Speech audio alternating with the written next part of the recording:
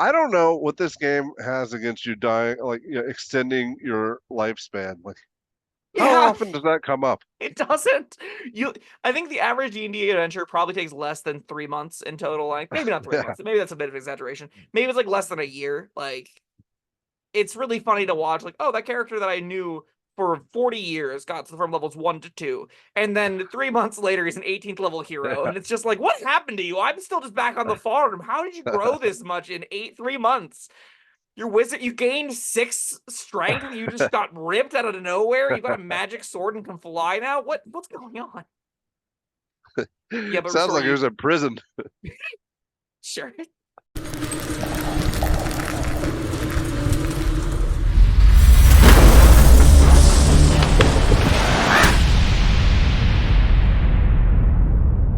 Hello, friends. Robert Bevan here, author of the Caverns Creatures series of comedy, fantasy novels, and short stories. With me is Sam West, and today we are taking another whiz. Ha! This time we are diving into the School of Transmutation. Yep, another PHP option, another fine little wizard, does some cool stuff. This feels the most directionless to me out of all of the schools, just 'cause, like transmutation, I don't think is it's not a spell school I just my mind jumps to when I think about powerful things wizards are doing, but maybe that's due to lack of imagination, not playing with it enough, you know? Shall we dive in? Maybe I feel like I get the archetype. It's cool. Is it? Yeah, let's dive in. It's a nerd, it's an alchemist. So you get Every transmutation wizard's savant. a nerd. Good point.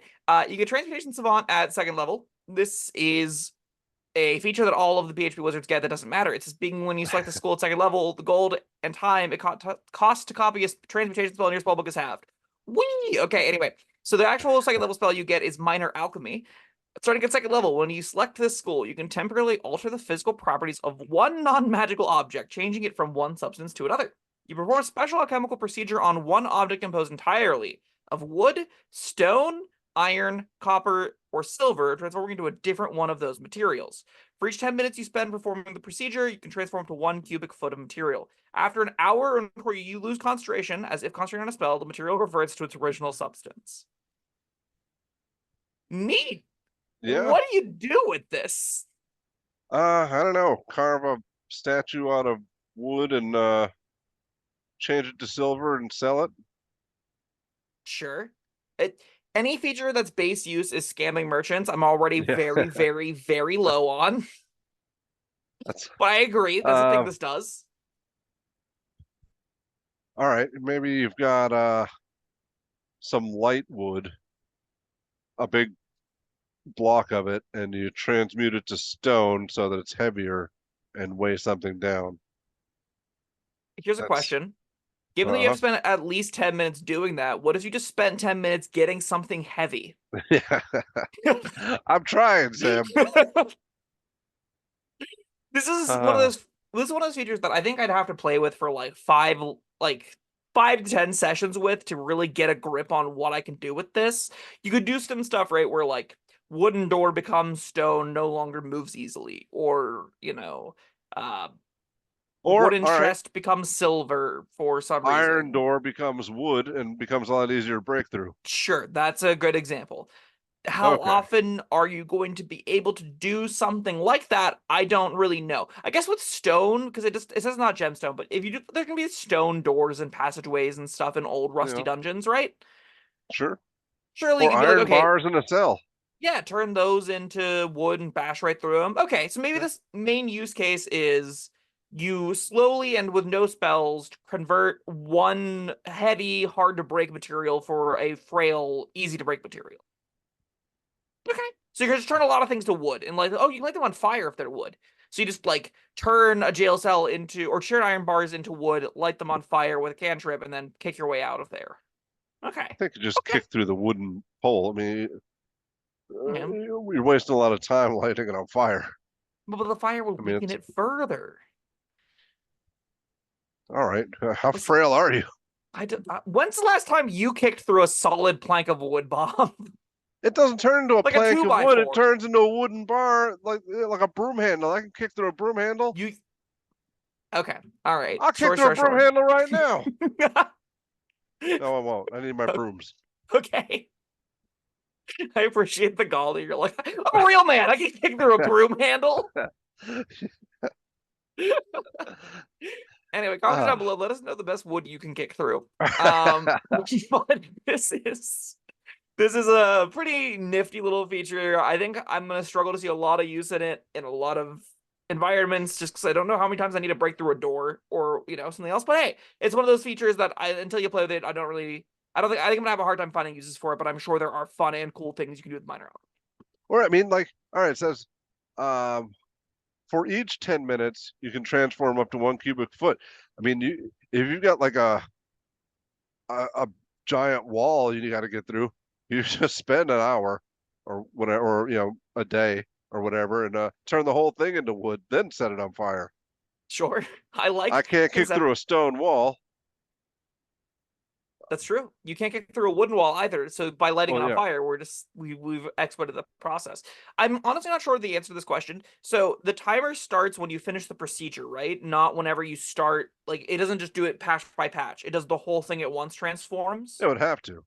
Yeah, I would assume so too. And then you literally can just spend as many 10-minute intervals as you like transforming any sized object into a different size, as long as the entire object is one material, which it probably isn't. But I'm sure Even if it worked like that, I mean, all right, here's 1 cubic foot of the wall, light it up. By the time it burns out, I'll have another one set up. Mm-hmm. I mean, you have to concentrate on this, but it doesn't make you concentrate until you've finished the procedure. So maybe this all just works out. It works great. But yeah, that's definitely the kind of use case I can see this thing being. At the very least, it's probably fun to play with commoners. If you've played this, I'd love to hear how it went and how cool minor alchemy actually was, because I've never seen it in play in all my years DMing. 6th level, we get Transmuter Stone. You can spend 8 hours creating a Transmuter Stone that stores Transmutation magic. You can benefit from the stone yourself or give it to another creature. You're going to benefit from it yourself. A creature gains benefit of your choice as long as the stone is in that character's possession. When you create the stone, choose the benefit.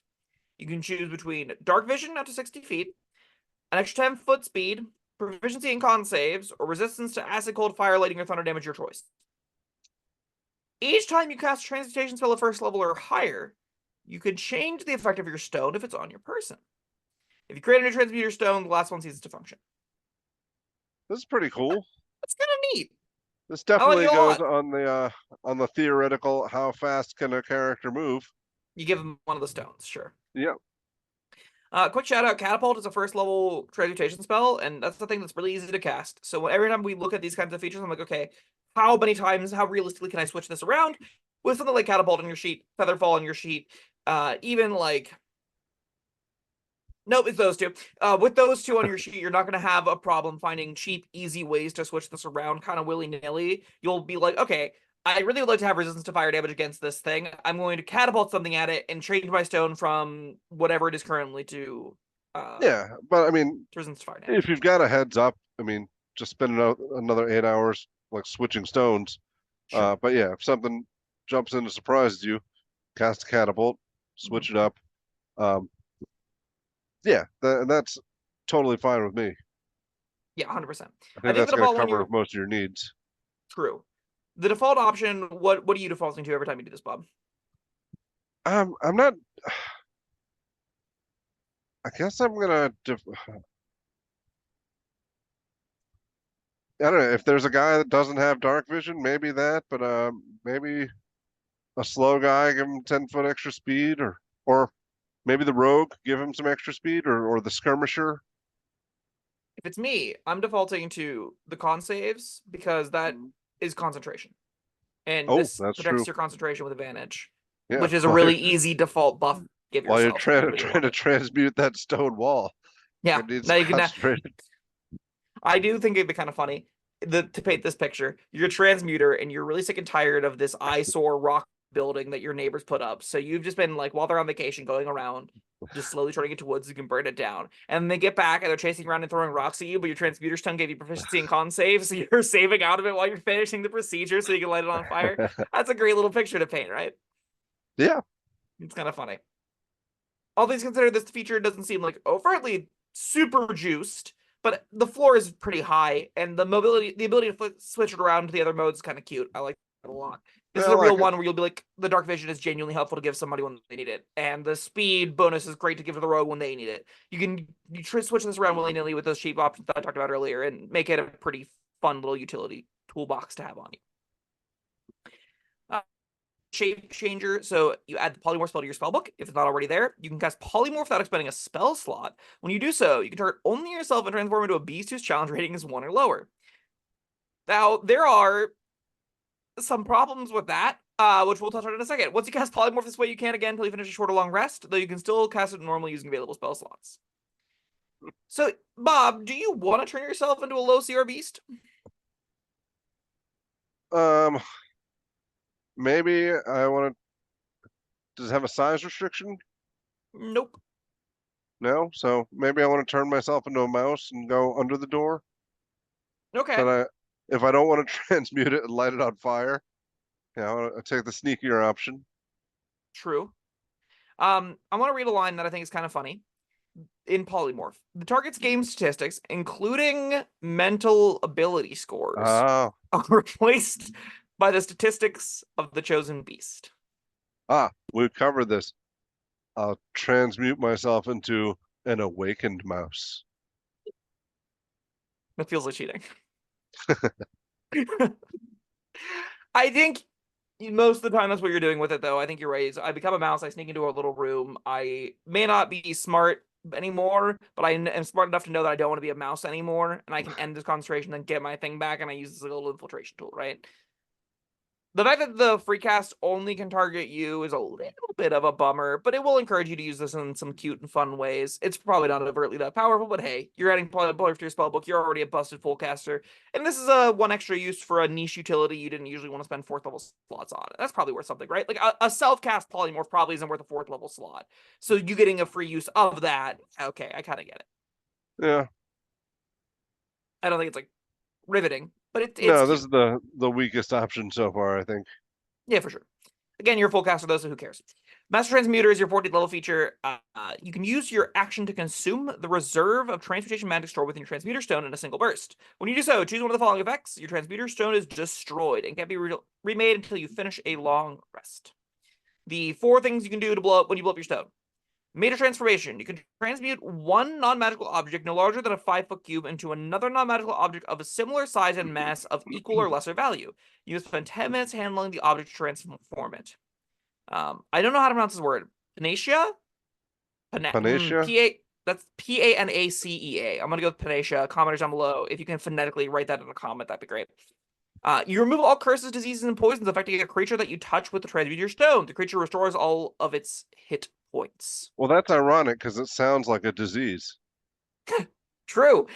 We talked about a 9th level spell that all it does is you touch somebody, restore them to full hit points. Wizards can do that at 14th level once per long rest, no spell slot required.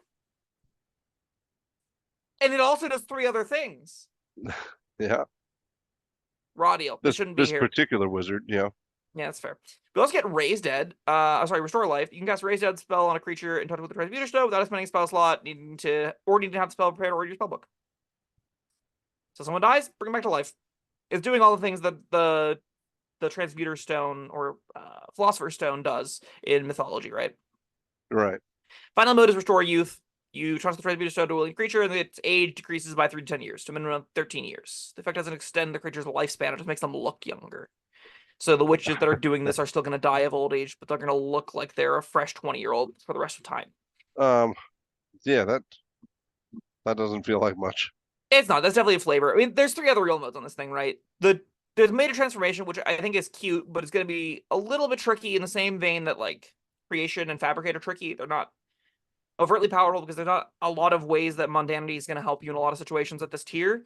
And this is like, I turn this object into a different object that is still just an object. It's not an Yes. explosion or an effect that changes gravity or a way to become, like, break the laws of physics, which is kind of what magic does. It creates things, it destroys things, it makes you teleport and fly and breathe underwater. This doesn't do any of that. It just changes an object to another object. The other 2 modes on this, though, are really, really good buyouts. I think you will use Restore Life and Panacia a lot. Panacea? Panacea. I'm gonna go with Panacea. No, I take it back. The K sound doesn't work. I like Panacia. Yeah, but that sounds pretentious. And like a disease. One of the 2. Well, well. I I don't know what this game has against you dying, like, extending your lifespan. Like, how Yeah, often does that come up? it doesn't. I think the average D&D adventure probably takes less than 3 months in total. Like maybe not three Yeah. months. Maybe that's a bit of exaggeration. Maybe it's like less than a year. Like it's really funny to watch. Like, oh, that character that I knew for 40 years got from levels 1 to 2, and then 3 months later he's an 18th level hero, and it's just like, what happened to you? I'm still just back on the farm. How did you grow this much in 3 months? Your wizard, you gained 6 strength. You just got ripped out of nowhere. You got a magic sword and can fly now. What's going on? Yeah, but Sounds restore like he you. was in prison. Sure. Okay, but like giving a wizard a full heal that also ends conditions and both not conditions, just poisons and curses and diseases, and a raise dead effect. That's just really handy to have on a wizard, right? Like it's a high utility thing that you're gonna use pretty often. I think like you'll pretty regularly be happy, be like, oh crap, the paladin just went down. That's fine. He's back to full HP. I throw my rock at him, and then we and then we can continue this fight. And it's pretty powerful when you do it, right?